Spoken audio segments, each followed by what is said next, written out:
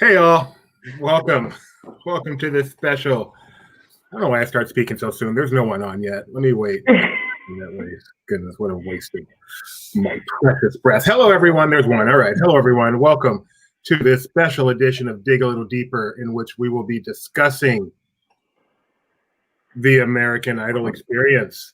One of the most popular attractions in the history of Disneydom. Hard to believe it's not there anymore. So this is the first extinct attraction we're doing. So of course we're going to bring on our extinct attraction specialist. Don't say a word, Cole. I created a special introduction just for you. It's just a short sampling. It's not nearly as good as Mike's. This is just a short sampling of some of the extinct attractions that Cole has covered. He knows more about past attractions than Tony knows about anything else in life. So check the short intro.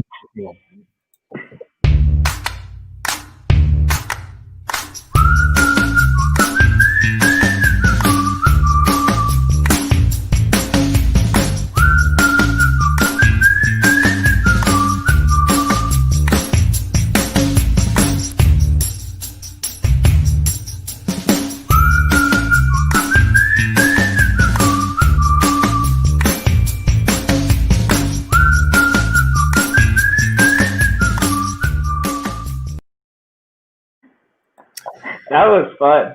So, Cole, tell us about yourself. Okay, well, obviously I starred in all of those attractions. Is the first thing you have to know about me. That's how I know so much about them, is from my experience with all of them. But yeah, I just really love extinct attractions and don't think they get talked about enough. So that's what I decided to focus on. Well, I don't know. The big ones get talked about enough, but the little ones, you saw, like, who knows about the Murder, She Wrote theater in Universal Florida? Feature from the Black Lagoon, the musical, and my opinion, your one in that package. Yeah, so I like how that video was a lot of some of the most obscure attractions that could have been chosen as well. They were really a wide berth of things. Cole has covered so many attractions that I've never heard of. I mean, I scrolled through 2 pages of your recent articles to get that and stopped because I'm like, this is enough. That is maybe 10% of the articles you have written. The thing is, once you get to over 150, you're really kind of getting to the depths of it. There's not as many. And Santa Kong has been mentioned. I've never done it, but I have mentioned Santa Kong because big fan. He's pretty awesome. I have done it. So also joining us today, because he begged us to be on the show, is Tony. Tony, you want to introduce yourself? I'm always wrong, and I guess that's all you really need to know for the context of these things.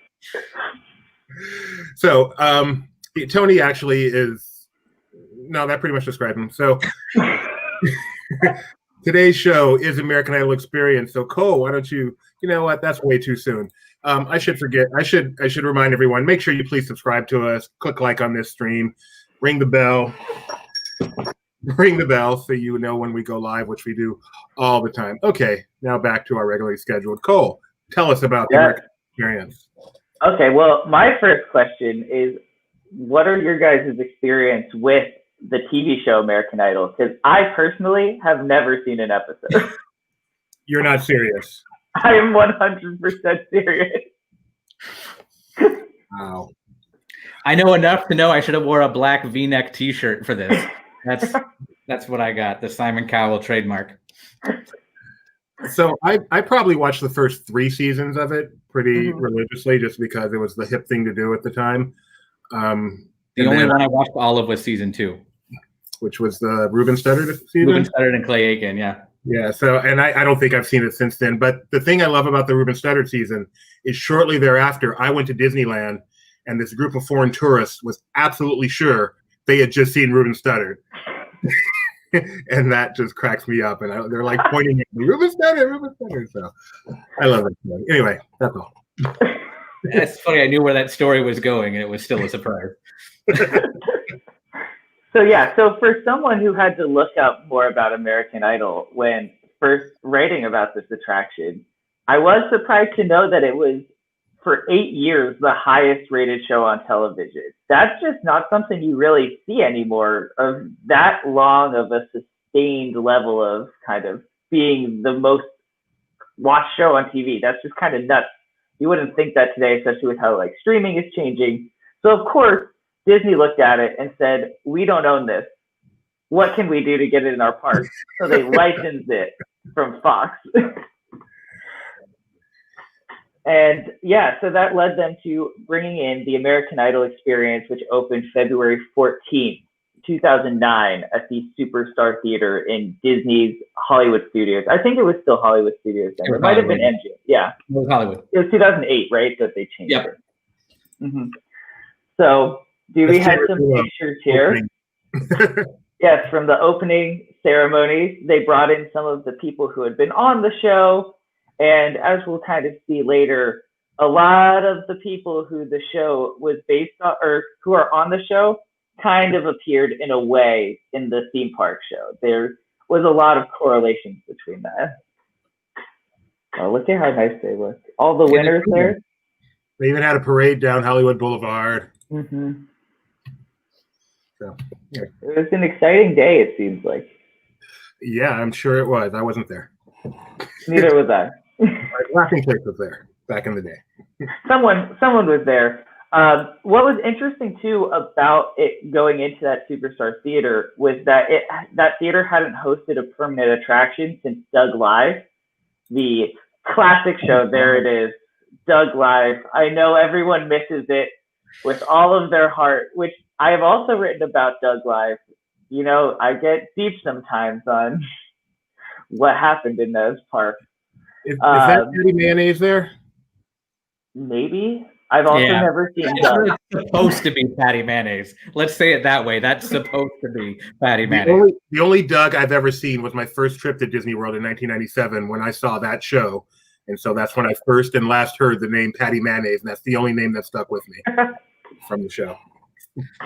I gotta say, this is a tangent, but Doug Live was not the worst show I've ever seen in the Disney park. It's not great by any means, but at least there was some kind of plot to it, as opposed to a lot of them. I can think of two without even thinking that were much worse that you've covered in your article. It's true, yeah.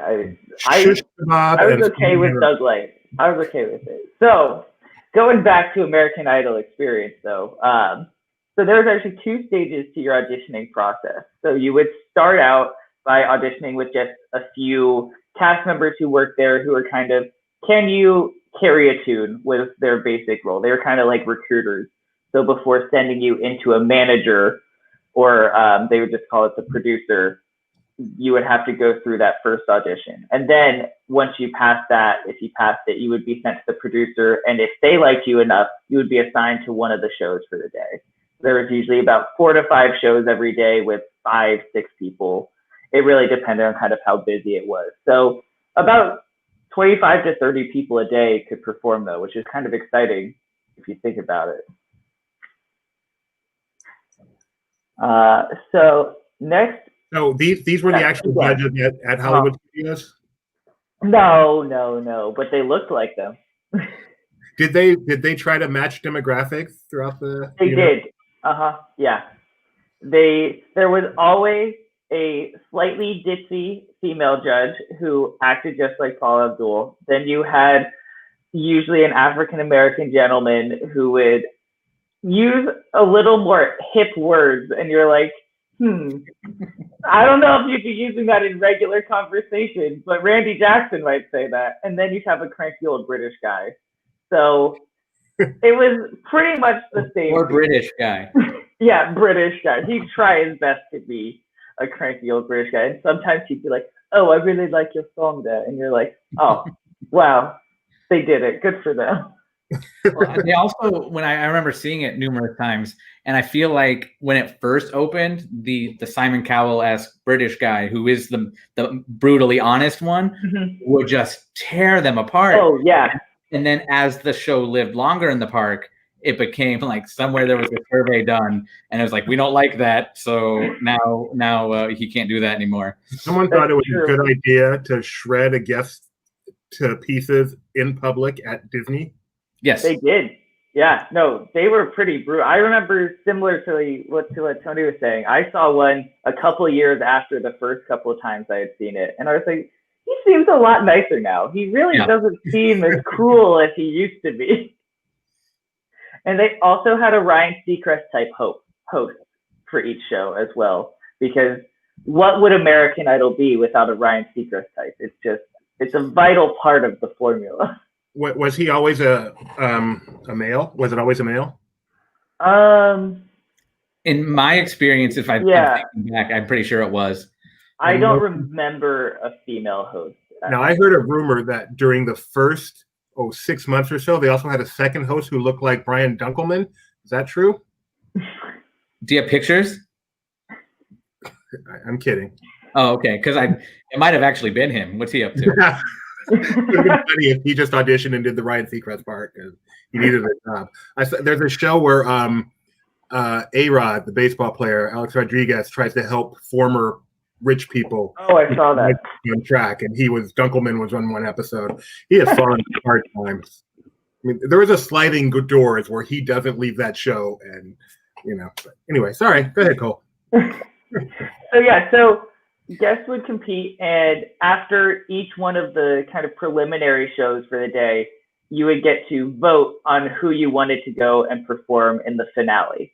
So one person from each of the preliminary shows would get to perform in the finale, which, thinking back on it, probably was actually not the first time that in a Disney park you would get to vote, or not necessarily vote, but use like buttons in your seat, because of the Who Wants to Be a Millionaire Play It also use that technology. So, they might have just moved those seats over. There's a decent chance, or the armrest at least, kind of just.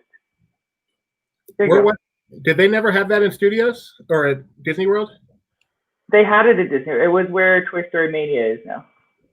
That's right. Yeah. Okay, so they probably did just move it over. That would. Yeah, and it ended around the same time that they were prepping the stage and everything for American Idol. So I wouldn't be surprised. It's not fact, but it could be.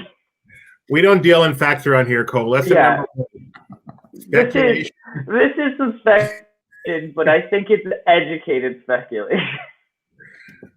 I remember thinking the same thing, and then sitting there and feeling like the buttons though were fancier, so they might have like taken the hardware and just put a different keypad on. But something would not happen today without a wipe down every other show. Yeah.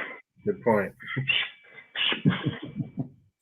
Yeah, so then at the end of the day, though, there would always be a finale with all the winners from earlier in the day. So that was the big ticket one. That's the one that you would try to get to, because you're like, okay, all of these people are going to be pretty good because they had to win against everyone else and get through all the other shenanigans that were going on. So I saw quite a few of those finales one trip that I was there, about 5 times in a 7-day trip. Wow. We got a little obsessed with that show. The finale one was always the one to go to, though. I agree with you 100%. Yeah. That was the one. And there was always, and in your 5 times seeing it in a week, you might remember, there was always like some kind of high school theater kid that was like, this is my big break. And there was always at least one of them in each show I saw. Yeah. I'm surprised the finale was the one to go to. I would think that there would be some humor to be found in the earlier shows, especially when the judge was in his mean mood back then. I'd agree with that, but then it comes down to, okay, now I'm attached to this person I saw in show number 2. Oh, and they made it. Now I got to come back later today. Oh, I see. So it's all about your comfort, Tony, as usual. They also sorted through enough people that there generally wasn't as much of like poor performances in those earlier ones as you would hope there would be. You would think, oh, maybe some bad singers snuck through. No. Yeah, it wasn't like a William Hung situation where they would just like intentionally market the worst one. Yeah, I guess not. Yeah, so they those were always fun though, and then you got to see that is pretty amazing that they've come back. Yeah, so it was a cool experience to be able to vote on these people, especially because when you won, you got a golden ticket to go and basically skip the line for an actual American Idol audition. So pretty big prize to not have to wait. And yeah, there's Aaron Kelly. So he is the most successful person to have won the golden ticket and then gone on to the actual show. He finished in 5th place in season 9. That was a question I was going to have for you. Was there anybody who actually successfully redeemed and used it and made it? Yeah. Yeah. And in season 13, 3 of the finalists had been golden ticket winners. Wow. Oh, wow. So there was definitely a lot to, I think that's part of the reason why you wouldn't have as bad of performers in some of the earlier shows, because there actually was a pretty big benefit to going in and winning that golden ticket. Because if you could skip waiting a day or 2 in line, that's huge, and guarantee yourself an audition. But, you know, you were up against some stiff competition, you know, Joanne on vacation from Tulsa, Oklahoma. I mean, there's no guarantee you're going to win. But that's where the whole screening thing came in from. It wasn't just going to be Joanne. It was going to be Joanne with a modicum of talent. I would love to know if Aaron Kelly and these others, I mean, were they at the park that day to audition and try to get on? Was this their shortcut to American Idol? Or, you know, were they just guests who did this and their dreams came true? I'm sure there was definitely some people who went with the intention of, I'm going to keep going until I get my golden ticket. I believe if you got to the finals, though, you had to wait another year before you could do the theme park show again. Fine print. Yeah, so you couldn't just go every day if you were able to advance further on, because obviously they didn't want someone coming and basically making that their own performance of, oh, what are you doing today? I'm going to be on the American Idol experience. Come see me later. It's going to be a lot of fun. Really? I can't see annual pass holders behaving that way. Not at all. I know. That would just be crazy. That's like so out of the realm. Yeah, so there were, I'm sure there was people though who did that, but I'm sure there was also a lot of just Joe Schmoes who showed up and said, hey, it'd be pretty funny if I auditioned for this singing show, and then ended up being in the finals later that day. I definitely saw some of those people. I feel like I've seen at least one of them. Yeah, there was always like one older dad who I remember one time he said, yeah, I don't even want the golden ticket. I'm going to give it to my daughter. It's like, is that how that works? Done that? Is it transferable? I wasn't able to find that out. I read that it was transferable if you weren't eligible. So okay. If dad was I think you had to be 18 in the theme park show. So, or maybe 16, because Aaron Kelly was 17. So maybe it was 16. I don't know how American Idol works. I'm going to be honest. As I said, never watched the show. Yeah, according to the Wikipedia, you had to be 14 to be on the theme park show, but definitely older than that for the radio show, for the TV show. I think the TV show had an upper limit as well, if I'm not mistaken. I think I've never seen like someone old on there that I can recall. So. Yeah, I also couldn't see someone older wanting to wait in a line to go and be on a TV singing show. Yeah. According to Benji, they were not always plentiful people waiting to audition for the show. That was the question I was going to have too. Do you know if there was any like ringers that kind of like were entertainment people from Disney that slipped in, like okay, and then they couldn't win? I don't know of it, but I really wouldn't be shocked. Me neither. If that was the case. I mean, the show must go on, right? And yeah. What else are you going to do? Although to be fair, we have one contestant today. To be fair, they should have had people from entertainment. They should have gotten like a custodial or a outdoor vending or something to come in there and do it. That would have made more sense. It could have also explained some of those times when you're watching the show and you're saying, how did that person not win? Maybe they were one of the ringers and got put into the final, and then it could explain it. It could explain it. So are there any other questions before I have a couple questions for you guys? Why did they take this incredible show away, Cole? Why did they take it away? Well, that's a great question. A big reason is because of Frozen and the phenomenon that was everything in Hollywood studios becoming Frozen. Everything in Hollywood studios, everything around the world. Around the world, yeah, everywhere. Everything everywhere became Frozen. So of course they had to bring in the Frozen sing-along show, which I actually enjoy quite a lot. I don't know about you guys, but I think it's way more fun than it has any right to be, really. Just my thoughts. There it is. I've actually never seen the Frozen sing-along show. If I'm not mistaken, you go to a show where people sing and you have to sing along. Yes, but there's more to it than that. Okay. Only about half of it. Only about half of it is actually the sing-along part. The other half is kind of a new story where these two narrators are telling the story of Frozen, and they have a lot of chances to kind of riff off each other. I agree, actually. I'll get to that. But then when they're going in, they're just telling the story of it and have a lot of chances to just riff off each other. And it's a lot of fun because a lot of the jokes are kind of tongue-in-cheek, making fun of Disney as well. And it doesn't take itself seriously at all. Really? It's very fun. They should market that part of it, because the way they name it, you would think it's like a Frozen sing-along show. You know? I mean, there is singing. There is singing, but it's not all singing. There's also an irony that the theater still has a show where the guests have to sing. Oh, 100%. Yeah, it makes a lot of sense. I remember, so going back to that, the Frozen show debuted in I think it was called the Premier Theater, that really temporary one on the streets of America. Mm-hmm. So did they kick out American Idol to just move that to a more permanent location? I believe so, because the attraction was supposed to close in January of 2015, but then it actually closed August 30th, 2014. Okay.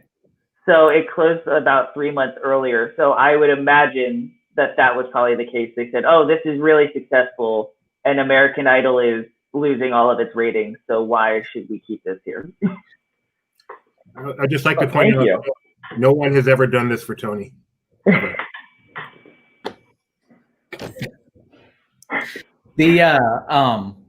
What I always thought was weird too, because we were talking about ratings, we opened a American Idol show at the height of The Voice's popularity.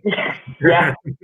Because I remember making jokes when I came in, and people were like, Benji said, the recruiters were out there like, come to the American Idol show. It was early on, very early on, weekday morning, if I remember right. And I said, oh, American Idol, call me when it's The Voice, because that was the new cool show. Oh, spin that chair around. But that, of course, was an NBC Universal show. And then American Idol left. And as it was also pointed out, then ABC picked it up within the next year. And I was like, what now? What are the odds? And now there's a giant screen on Hollywood Boulevard for kind of no reason. Yeah, just to tell you to wear your mask. Yep. Now, before it was just like a Times guide, a glorified Times guide. That's a quick question. This just popped in my head, so it's probably useless. But so American Idol's gone. That was a real world TV competition show that they brought to a theme park. Can you think of another show that maybe you'd like to see brought to a theme park? Because you mentioned The Voice, which is essentially the same thing. But anything else that you think, hey, that'd be a cool theme park thing? I think it'd be funny to see Survivor in a theme park. They just shut down one of the parks. No, you do. You shut down. You go to Discovery Island. They do Survivor on Discovery Island. That would be awesome. That would be awesome. You don't even have to change much. Just exactly. It's already overgrown. You don't have to do anything. Tony, any thoughts? Perfect. This could be the moment that I live in right now. I am obsessed with Holy Moly. And if they could build something like that at Wide World of Sports, sign me up. Like I would absolutely go do that. So I'm picturing that's a good one, and I can't believe you're obsessed with Holy Moly. I'm picturing taking like during a refurb for say Tower of Terror when they're say working on the elevators or something, but take the rest of it and turn it into a Big Brother thing. And I think like the 24-hour cameras and everything, and I think that could be pretty fun. Me personally, so. That'd definitely be an interesting season. You could almost see, going back to The Voice, you could see part of The Voice when you went on the studio tour. you were at Universal Studios in Hollywood. You drive past it and they say, that's the theater that they filmed The Voice in. And that was the closest you could get to The Voice being represented in the theme park. I remember seeing that last spring, and they were talking about it. And there were some women behind us who definitely would have gotten arrested if Adam Levine made an appearance somewhere around there. That one I've never seen. Oh no, I just probably the chair just poosh, and then spin around. That's a ride vehicle into itself. That's one with Lionel Richie. With who? Yeah, no, that's American Idol. Oh, on ABC. Well, done my homework. Benji has a good idea. Big Brother at CP Housing. I think. So I was actually going to make a joke. I was going to say Bachelor, Bachelorette at CP Housing, but. That is not something Disney wants out there, I don't think. Oh, no, absolutely not.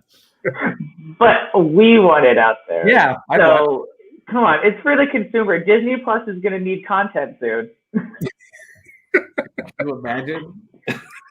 No. I lived across the street from CP Housing for a couple of years. And that's all. I'm going to ask you about that later, just for the record. I have no stories. I have a feeling we might have lived in the same place.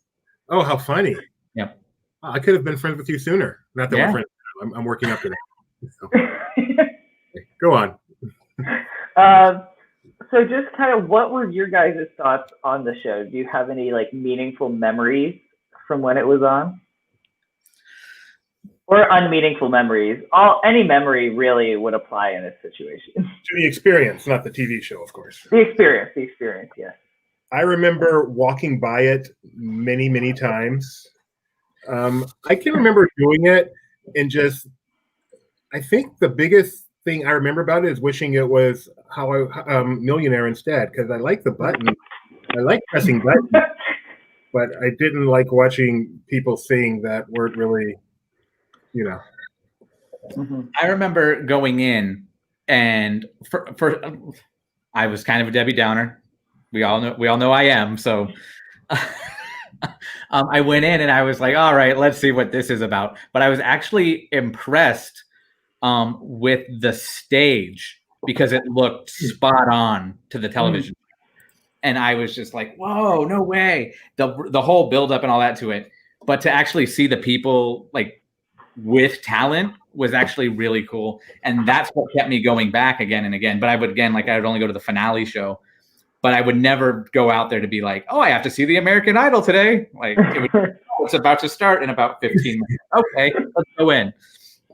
Even though these are real celebs, this is the stage during the grand opening. So just showing how accurate it truly was. Although, again, I don't see Dunkelman, so it is missing something very important. Because it wasn't first season. Starbucks, where he's working as a barista in the background. I mean, I can honestly say, I mean this honestly. I wish I had done it more. Mm-hmm. So, there's always something better to do. My big complaint about it was it came too late when there was another similar show doing substantially better. And then as soon as ABC had the chance to like embrace it again and give like a rebirth, it was already gone. Yeah. The so timing I feel like was not ideal. Success. I think if we were to at some point, Cole will rank all 4,012 extinct attractions around the world. But if we were to rank them just in terms of not even quality, but just that was just a general fail, I think this would be pretty high on the list. Maybe I don't know if I would say that it was a fail. I thought it was a pretty good people eater. The fact that you could have, it was usually pretty crowded when I went in there. Granted, I was generally there during the summer. So like Shelly was saying, the AC was really nice to be able to be in AC for about 40 minutes. She's done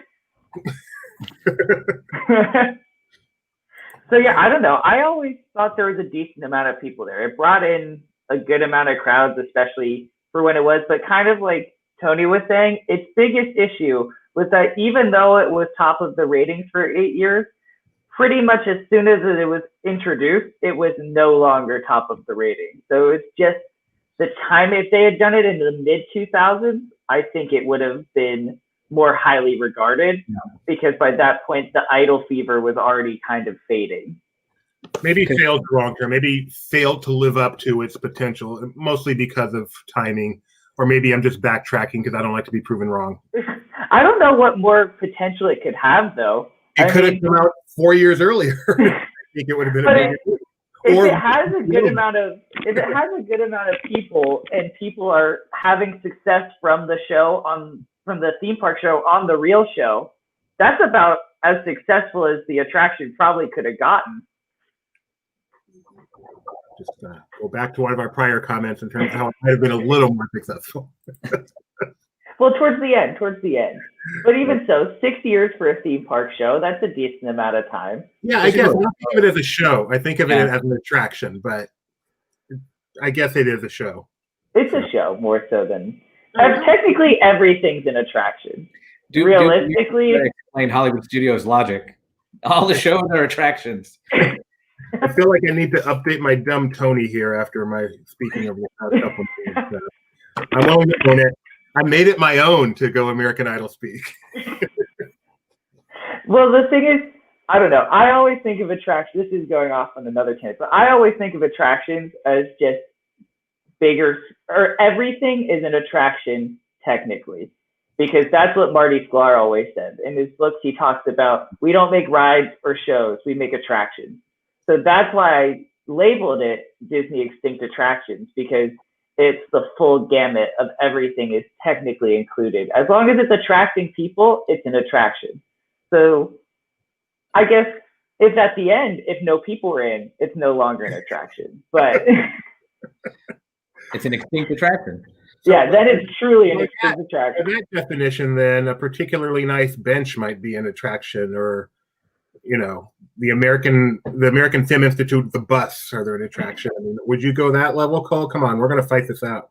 I wouldn't say a bus, or I would say the omnibus as like the Main Street vehicle. That would be an attraction, but the bus between parks, I would not say. No, I meant the bus with the T. Remember they used to have like the Oprah Winfrey and the Betty White and the. I would say that culmination of things would be an attraction. It was on the map. Gallery. Yeah, if it's on the map. That was on the map. I would include it. If you look at even just Epcot, if you look at that tiny little gallery hidden back in Japan, that counts as an attraction. Okay, then what about a bread factory and a tortilla factory and a fortune cookie? Exactly. What about the partner statue? People wait in line to see the partner statue. Is that an attraction? I wouldn't say it's an attraction. I would say it's more of a weenie than an attraction, and not all weenies are attractions. Benji has a comment on Mission Space. If it requires people, Mission Space is not an attraction. Why does everybody hate Mission Space? You ask the people that don't go. I think it was fine when it was formed, but now it's just so outdated compared to what it could be. Seriously? Is there another attraction out there like it that I'm not aware of? Well, I don't know. Just look at Millennium Falcon Smuggler's Run. That's basically Mission Space. That's Mission Space 2.0. You're actually involved in it. Yeah. Mission Space 0.5. But what Mission Space gives you that I'm sorry, Millennium Falcon is not good. What Mission Space gives you that none of the others do is you get the actual feeling. You don't just get Mission Space gives you an actual feeling and using remarkable technology. And I think that's worth something, even if, I can puke on it. No, I could also go on Rock and Roller Coaster and feel the same amount of G's, though. Not for the same amount of time. Yeah, it doesn't hold it. That's the thing. Yeah, anybody can feel it for a second. Yeah, I just felt it. But, if you want to really feel it, you got to. Yeah, it's true. I also suffer from motion sickness, so that doesn't help with my feelings towards Mission Space. Yeah, I don't ride it. Don't get me wrong. I've ridden it twice. Literally never been so afraid I was about to die, and will never get on it again. But I don't know. I think it's underrated. That's all I'll say. I'll 100% agree. Okay. It's underrated. Mark it down. Tony and I agree. May never happen again. There's been like 3 times. Back to isn't that great? I do have one question I have to ask Tony. This is kind of my requisite Tony question. I was waiting for it. American Idol experience or Rise of Resistance? So I thought about this long and hard for a good 2.5 minutes. I would say Rise, because when it comes to preamble, they're both about the same. You have your audition processes, your pre-shows, everything like that. So I would argue Rise is better than American Idol Experience. Thank you, Tony. You did not disappoint. Right, back to you, Cole. Yeah, I was just going to say, kind of as I hinted at earlier, though, for that, I had one vacation when I went there, and me and my friends were all very obsessed with American Idol Experience. And it was very bizarre because none of us watched American Idol. So there was really no rhyme or reason to it, but we still talk about it to this day, how much fun we had. So I was saying we went to almost every finale show because we were always in Hollywood studios. To be fair, we were all around teenagers at that time. So we're like, let's just do Rock and Roller Coaster, Tower of Terror, and then in between we'll watch every American Idol Experience. That was pretty much our whole day. It's about as teenager as you could get. And so then there was one day though where I think we only missed one of the 5 shows of the American Idol Experience. So we were really invested when it came to the finale, because if that person I think the person we wanted to win won, but if they didn't win, we would have been like, did you see the people in the earlier shows? They should have been here over some of these other people in the finale. We were that day highly invested. I just would like to mention I don't like when my wife turns my logic against me. So. Hold on, there's an essay. I have to read it. It's my wife. Actual. I should give it credit for that. That's fair. Did you guys ever know anyone who competed on the show or auditioned for it? I did not. No. I auditioned for it, but they felt it just wasn't fair that I could be there against everybody else. If you've seen Disney Trivia Live where I do my Hamiltons, you'll understand that it just you got to be fair to the other kids. They want to hire you. They don't want you to lose. Yeah, exactly. They're like, oh, I feel like in 20 years we're going to have the show on Disney Plus that you'd be perfect for. To be fair, we should have been singing this entire thing. We shouldn't have talked at all. It should have been all singing. That was really the mistake. Oh, I have just been informed. I'm sorry. I have just been informed. I know 2 people who have auditioned. Clearly, they did so well. I love you guys. I forgot about that, but sorry. Shelley, I hear you've been on it. Is that true? All right, keep talking. I thought about it, and then I listened to myself in the shower, and then I thought that would have been a bad idea. So I think I made the wise decision on that one. So I have a question for you, Cole. With the group of people you were with when you were obsessed with that show, how old were you then? You said you were a teenager. I was 14. So were you guys any of those the high school drama kids at all? No, none of us were. There was one person who did choir, but she hadn't started high school yet and hadn't done choir yet. So none of us had any of that type of experience. It was just, for some reason, really became fascinated with that show. Because that's like I said earlier, that's my theory. There was always at least one high school drama kid that was this is it. There was a high school drama kid and a dad who you would always say, how is this guy here? And why does he sing so well? I really didn't see that one coming.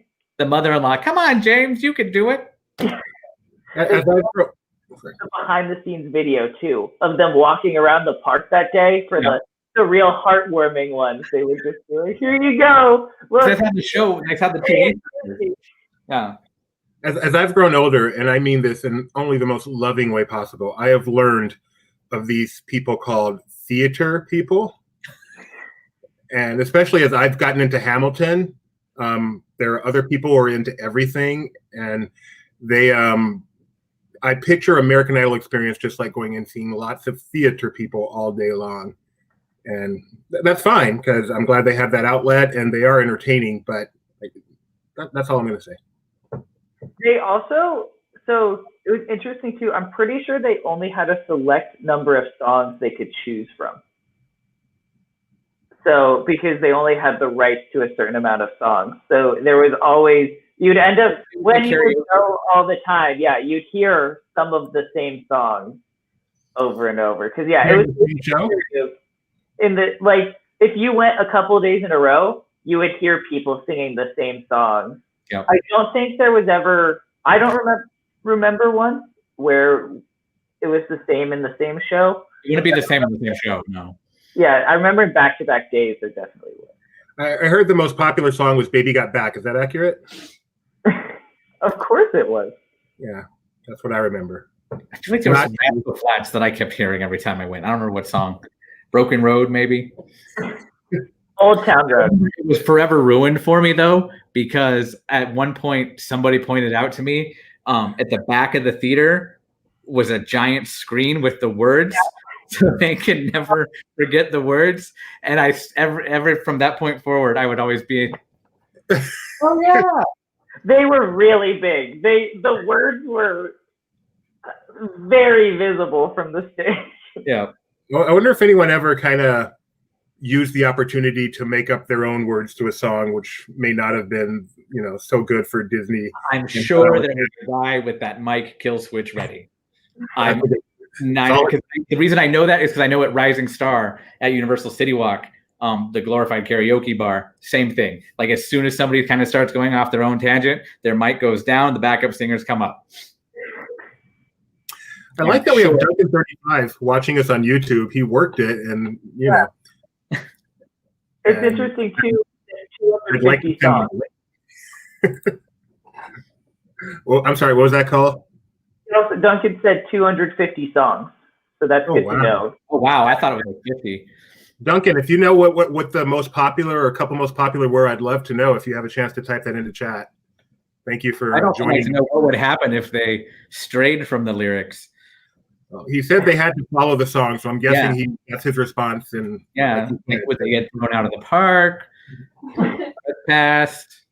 If you got real bad, you're charged double the admission. I don't know. Send them over to Rising Star. So you actually said better than Rise of the Resistance. I mean, not as good as Rise of the Resistance, which is a bit surprising. How about I know. I said Rise of the Resistance is better. Yeah, right. How about Disney's Dug Live? So I can't. I'd have to watch a video of it. I watched one once years and years ago, and I don't remember it at all. So that shows you how much it stood out. But okay, sorry. I only remember. I know there was Superstar Television. There was Disney's Dug Live. They did it for all the Star Wars talk shows for Star Wars weekends, and then American Idol and now Frozen. What else was there? I feel like I'm forgetting a couple. I sometimes get confused about which ones, because those two theaters are next to each other. Yeah. So I always get confused about which one was in which one. I can pull up my Dug Live real quick, because I'm sure I have what was there before it. In the meantime, Duncan has answered my request. Bubbly, Walking in Memphis, When He Cheats. Are those? Oh my God. That just took me back to that theater. Yeah. Tony, I don't know these songs. Tony, you want to?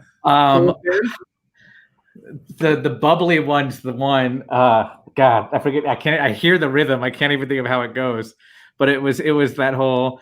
I can't even do it. But it was. It's Colby Calais or however you want to say her last name. Yeah. Genji says, "Get Happy with ABC" was in the theater. How could we forget that winner? Watch the upcoming season show. Wow, I want to hear these. As soon as we get out of here, I'm going to listen to these. What were the other ones? Walking in Memphis. I know that one. I was walking in Memphis. And When He Cheats. That's just the angry "Smash the Window" song from. I don't remember who did it. The one American Idol winner, the blonde one. That could be anybody. I don't remember her name. Here you go. It's those lyrics. I'm not going to sing them. Please, Tony, please. No. Look at our watch numbers right now. How much higher they are now that you started singing. I can't see the watch numbers. Well, I will tell you, they have gone up since you started singing. Let's get some bubbly. Exponentially, even. It starts in my toes, makes me crinkle my nose wherever it goes. That's all you're getting.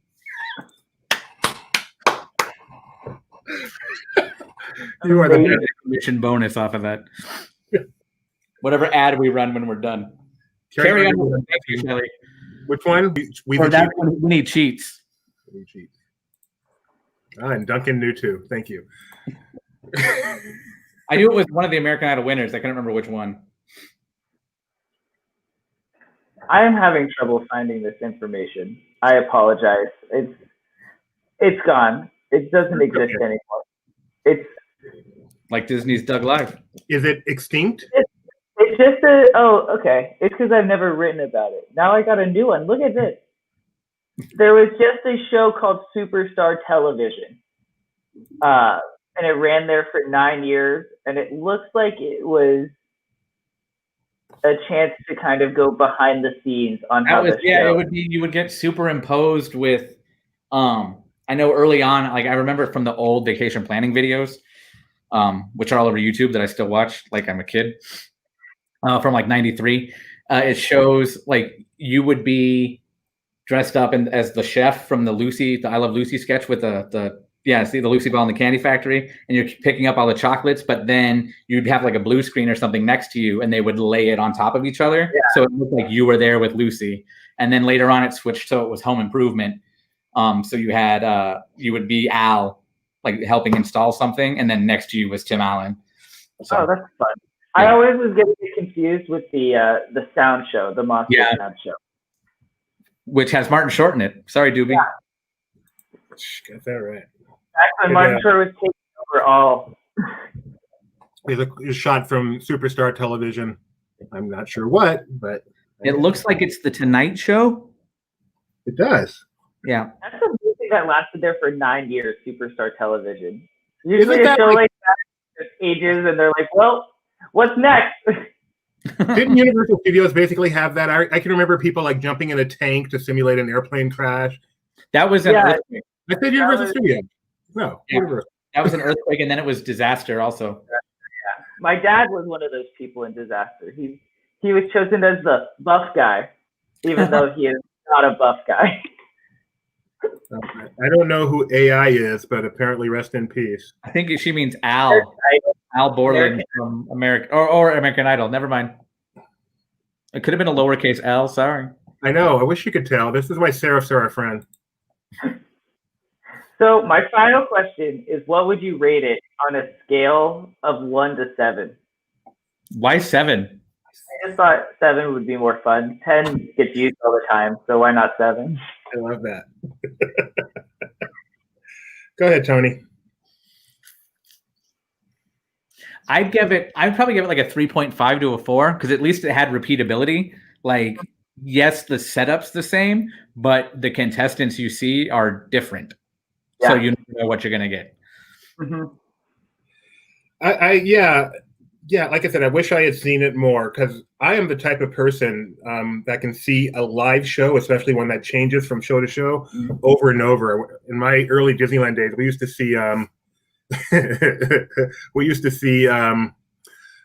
Billy Hill and the Hillbillies literally every show over 10 shows a weekend. Always. So even though I think I only saw it once, I'm still going to give it a very, very solid 3.99 bar. So 4, since it's the same thing. 3.99 bar is equal to 4 if you really do the algebra. It was Al. Man, this is Richard Karn from the school of don't put this up in the middle of a light show. But he hosted like Family Feud. That's one of the Family Feud hosts. I love that. I think for me, I would give it a 5 for my enjoyment and probably like a 4 for its actual execution. But it meant a lot to me and my friends. So in my personal book, it's higher than I would rate it objectively. That makes sense. That makes perfect sense. Yeah, I think I'm the opposite. It's lower Personally, it means nothing, but objectively, it's about. I would agree with you again, newbie. That's 4 times. Personally, I had no attachment to it. I was just cool. It was really just that one trip. We went back again 2 years later, and I think we saw it one time because we're like, well, that was fine.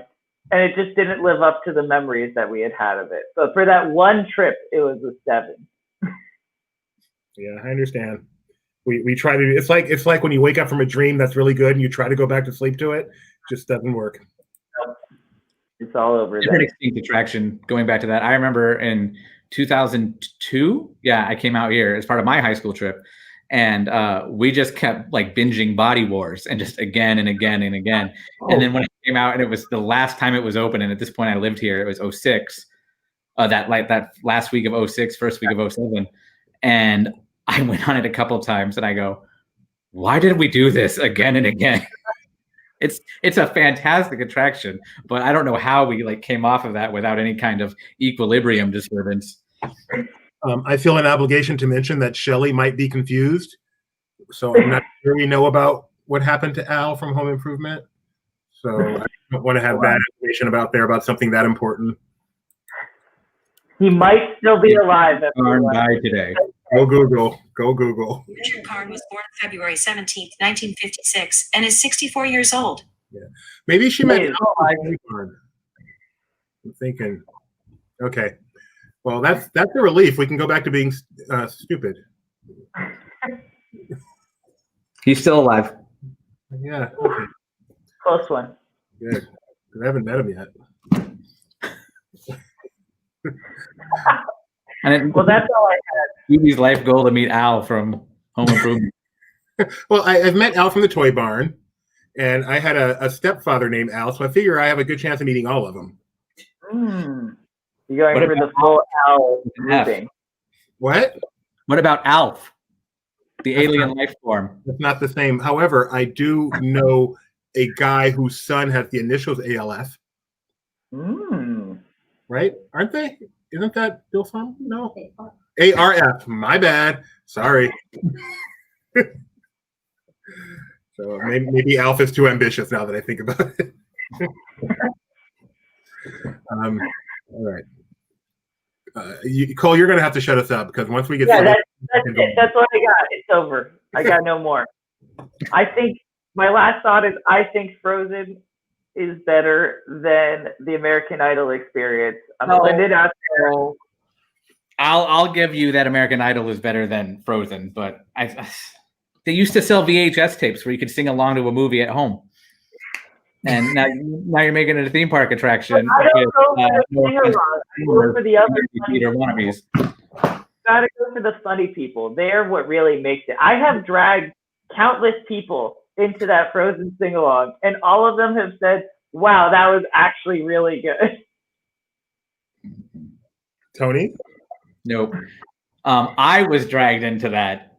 There's still claw marks in front of where the Premier Theater used to be. They kind of hid them as like weird alien creatures into Galaxy's Edge, but those were my claw marks going into that theater. I was guilted. I'll be honest. It was my mother's birthday, and it was the one thing she wanted to do. And I went in kicking and screaming, and I saw it. And there's pictures of me. They're laughing, having a good time, and you just see me.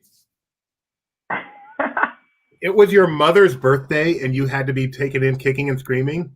Pretty much, yeah. So my stepdad worked at Disneyland in the height of The Lion King back in 94, 95. It's accurate. Sorry, Mom. And I would yell at him like, well, how do you not like The Lion King? He's like, that's all that I had. When I worked at Disneyland, it was just The Lion King this, The Lion King that. One day you'll learn. One day there will be something. And then Frozen came out. And that bomb was dropped on the planet. And I called him and I said, I get it now. I understand. Do you recognize Frozen as a great movie? It's an okay movie. What do you prefer, Frozen or Frozen 2? Frozen 2. I have them like right next to each other in my list. I just rewatched all of them. Do I prefer Frozen or Frozen 2 is I prefer Tangled and Wreck-It Ralph, if you want to talk about movies from that era. But Frozen, to me, knowing what I know about the art of animation, is not finished. I forgot you're an artiste. Yes. I forgot. I can't talk to you about things like this because you're up here. So Frozen's not done. Frozen 2 is a completed film. Did you enjoy the documentary on Disney Plus on Frozen 2? I have not watched it because that's another penny going to Frozen. It's really good, I gotta say. I need to watch it. Yes, I do. I actually will get to watching it at some point, but I'd almost rather watch Waking Sleeping Beauty for an 11th time. Have you watched Howard? Not yet. That's definitely when I have time to actually sit and watch something, I will watch that at some point. You're so funny. But the artist, I completely forgot the artist factor of Tony. So now when I talk to you, I have to adjust my mind from the logical, rational to the... Her hair goes through her arm. I saw that in the theater, and like I was eating my popcorn, sipping my drink, whatever, and I did a really? This got released. And can you do, I know every now and then we do like a live blog, kind of a recorded live blog. Can you do that for Frozen for us? That means I have to watch it again. True. We'll talk offline. Okay. It's funny because people who are really close with me will come over to my house, and I have all of the Blu-rays, and they'll see Frozen, and they go, "I thought you were anti-Frozen." And I'm like, I'm not anti-Frozen. I'm not a fan of Frozen, but I'm also a completist, and I have to have everything. That might encompass a Disney fan in a nutshell. Yeah. I hate the product, and I have to have it. Yeah. Okay. That was totally all about American Idol, I guess, afterwards. So I think we're done here. Thank you guys for doing this. Thank you, Cole, for bringing an extinct attraction to dig a little deeper, because I'm pretty sure we weren't going to get to that one anytime soon. And I'd like to remind everyone to please tune in just 2.5 hours for Disney Trivia Live. Tony has something to say. Yes, Tony. Cole, aren't you doing another one of these soon? Yeah, I think next week. Okay. Yeah. I'm doing my job, Tony. That's not what I was getting at. I wouldn't mind partaking again if you'll have me. We'll see. It's gonna be. He says no, so we'll see what happens. That's a coin flip. That's what that means.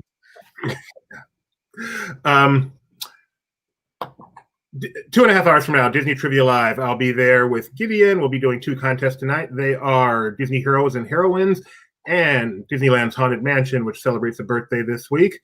Tony's usually there to make fun of in the chat. So, yeah, that's my sole purpose while I'm there. Yes, that's true.